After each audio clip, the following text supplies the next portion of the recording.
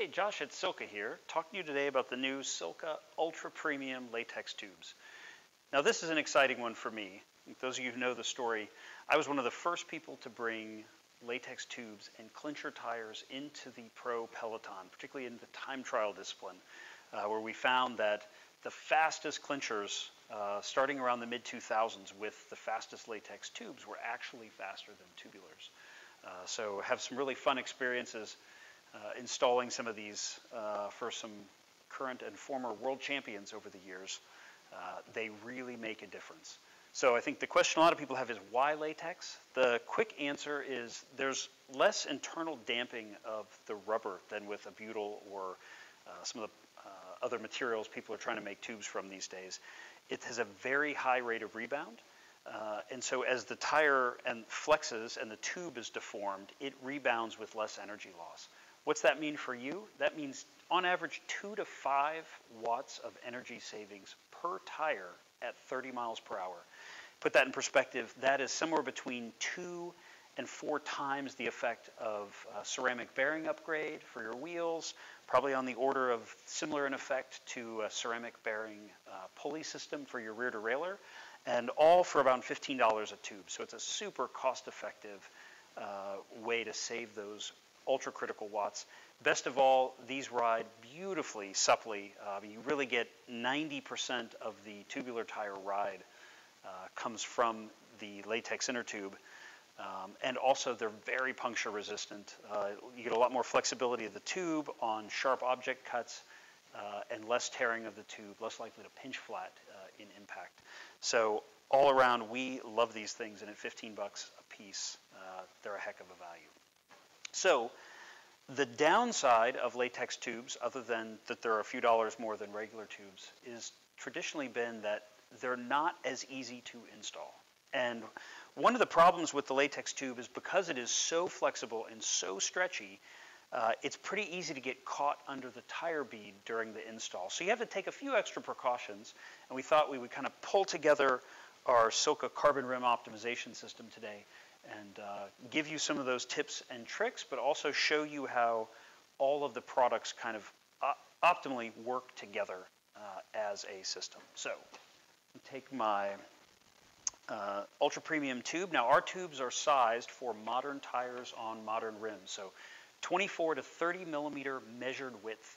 That means 23 to 28 millimeter tires on modern wide rims, or like a 25 to 32 millimeter tire on an older narrow rim. But when we look at what people are running in the field today, this is going to fit probably 85–90% of the use case out there for fast road triathlon type use.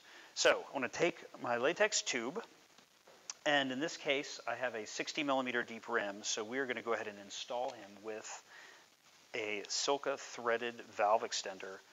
Let's get him kind of unwound. So one of the things we've done with these latex tubes is we are packaging them. You can buy them tube only with a 42 millimeter valve stem. 42 millimeters will fit, is a great basis from which to build valve extenders, and we chose it because it fits all current common disc wheels. So some of the longer, the 51 and 60 millimeter valve length tubes on the market today, they don't work in a lot of the disc wheels out there. And of course, when you're on your disc wheel, you're seeking ultimate speed, you need the ultimate in low rolling resistance inner tube. So 42 will work in your old zip disc, your lightweight disc, Mavic, some of the older discs with the smaller valve openings. This will really be a lifesaver. Now we've got our SILCA threaded 40 millimeter valve extender, our speed shield, and our little valve extender tool that comes with the valve extender kit. You can buy these tubes pre-packaged with either the 40 or a 70 millimeter valve stem, which is a great way to do it in that it saves you a little bit of money. And also if you have 2 different depths, front and rear, you can buy one tube with one tube with the other, and have what you need. Just be sure to always remember to have a extender of the longest length you need pre-installed on your spare when you're riding. It's not going to hurt you to have it be too long. You can be stuck on the side of the road if it's too short, and don't rely on your valve extender tools and replacing the extenders on the side of the road. I have seen that end in failure too many times. The little tool can break or get dropped or get lost, or the valve core is damaged. I mean, any number of things that can happen. I have worked tech support in far too many events and triathlons and seen that go badly too many times. Take a few minutes, get an extender on your spare. Super important. So we'll start here with our 40 and our 42. This will give us 80 millimeter total depth, and we just want to get the valve extender threaded into the original valve. I've removed the core. We're going to tighten him with our little tool, and then we will replace our valve core.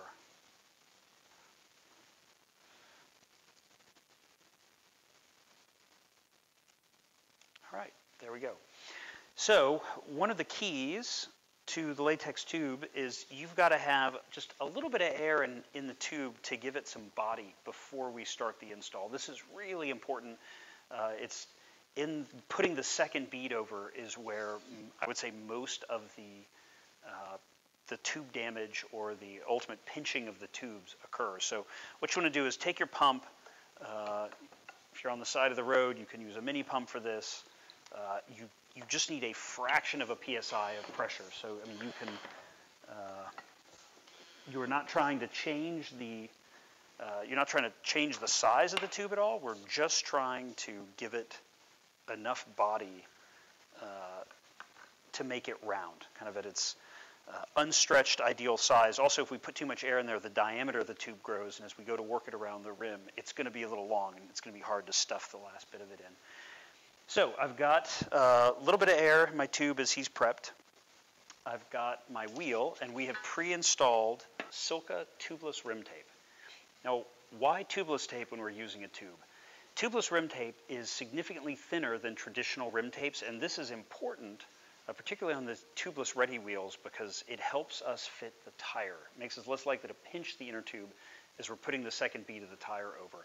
If you think the thickness of the rim tape is actually working against you as you're putting the second bead of the tire over, and that it's kind of adding diameter to the rim, right? So you have a little bit less of the tire, the circumference of the bead to push over.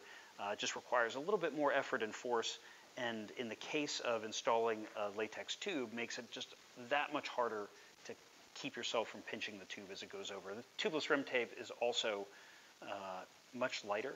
Can be somewhere on the order of a third to a fifth the weight of traditional rim tapes. And so overall, we feel it's the best solution in general. It's certainly the best solution when using latex inner tubes. So the one thing we are not showing as we begin our install here is our secret weapon, and that's baby powder.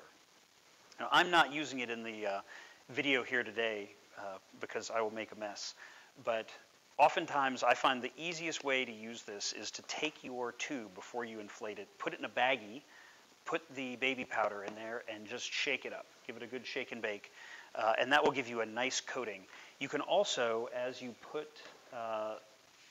the first bead of the tire in, you can baby powder inside the tire and even get a little bit on the sidewall of the rim, and that'll also help you get that last little bit of tire bead pushed over. But for today, we're just going to go install like this. Try not to make too big of a mess.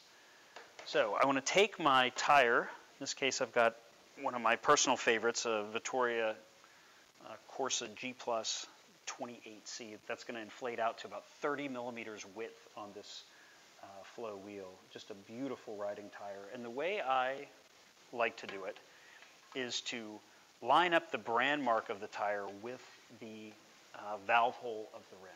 And so we'll go ahead and put our first bead in the tire.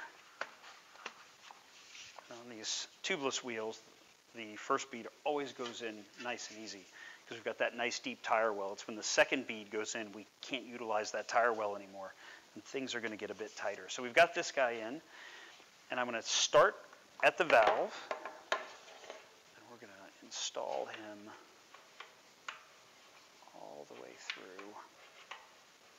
If I can find it.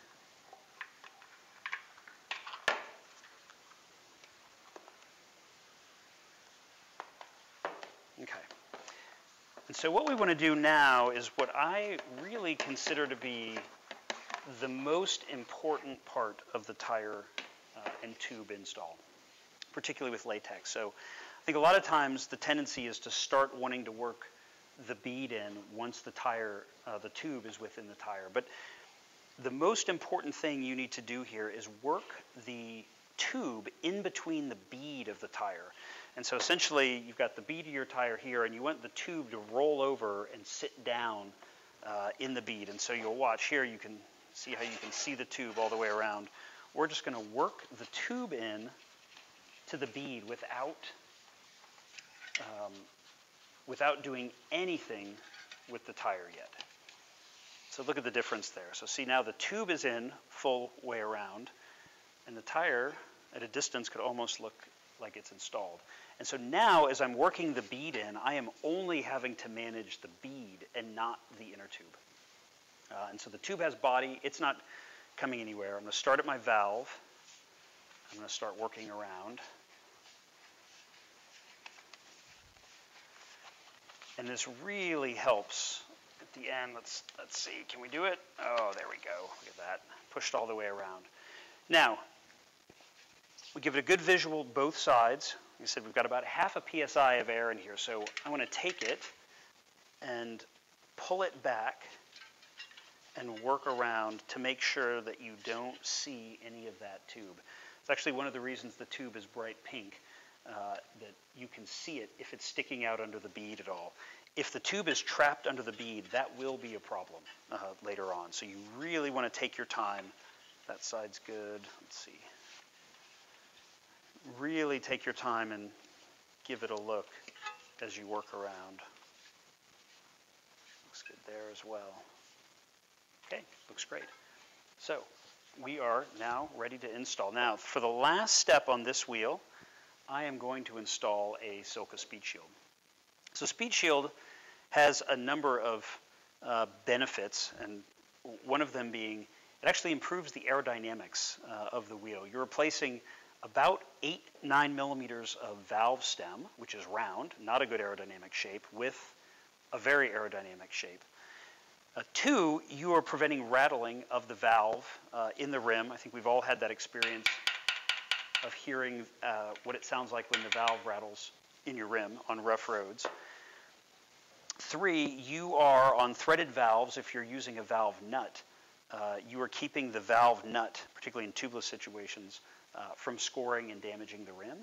But maybe most important, with the latex inner tubes in particular, having the speed shield and the nut actually go a long way in helping to protect the inner tube from all of the inflation over time. So I think with the latex tube, you're going to be putting air in every single day or every single time you ride, and all of the repeated pushing on and pulling off of the valve head will cause some stress at the base of the tube.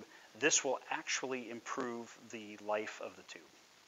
So on this wheel, this is our drive side. We're going to put the blunt end of our airfoil forward, and we're just going to push speed shield in place now that he's peeled of his adhesive backing. And now we want to grab our speed shield nut. You want to put the half round side down. This actually allows the nut to act as a ball in a sort of ball and socket joint. So it gives you allows you to pull tension in without putting any bending in the valve, and that'll save your valve over time. So there you go. We have a nice, beautiful, clean setup. We get a lot of questions about speed shield and the speed balance as well. What does it actually add? Well, speed shield is good for roughly 8 to 9 grams of drag in the wind tunnel. That is the equivalent of hidden versus exposed spoke nipples. So it's a small effect, but it is a measurable effect. And it also has the side benefits of protecting the rim and protecting your valve stem, particularly in these latex tube situations. So we're fully installed. We want to go ahead and air it up.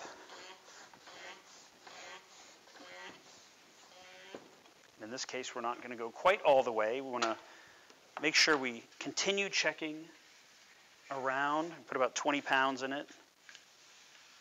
Check around again. Everything looks great. And with that, you're ready to inflate to the pressure of your choice and go ride.